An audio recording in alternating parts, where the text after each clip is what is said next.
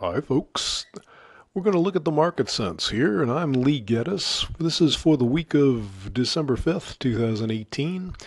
As is always the case, the charts in this presentation are provided to us by Gettess and their Trade Navigator software. The bond market here on a weekly basis is, well, it's kind of sideways, kind of making a little rounding pattern here, struggling a little bit to figure out what to do. The biggest problem we have is a rather large bar last week, encompassed the range of the previous 3 weeks outside of both of them. And so now this week makes it very troubling. We have a potential resistance at 153.22 and potential support at 151.15, both of which are within the previous week's range. That's a little unusual and a little disconcerting. Makes both of them a little more likely to break. In fact, the whole pattern kind of looks a little more likely to have a breakout to the upside. The 53.22 area here, it certainly could act as resistance, but our indicator here suggests that the momentum is a bit more to the upside, and they're more likely to break out to the upside. So I can find some support from higher time or resistance from higher time frames that's in the 154.20 area, but I'm just kind of not in love with anything in this market. I'd kind of like to see them make a move so that I can, look for a retracement. I think a breakout is actually the most likely way to deal with this. But, resistance is resistance until it's broken, and they're kind of in resistance right now.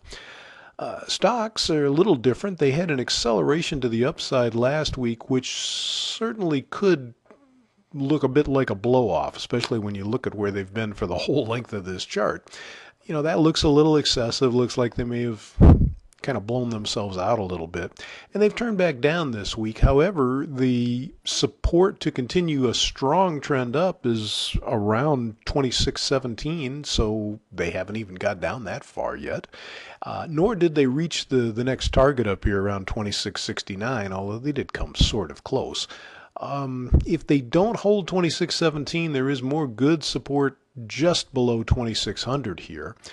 But the problem when you have a market that moves this strongly is they drop all the way back down to this Keltner channel here, which is, I think, below 2530. Look at that in relation to the rest of the chart. Would it look really ugly? No, it wouldn't. It'd still look pretty good. So very, very difficult to find a low-risk part to buy up here.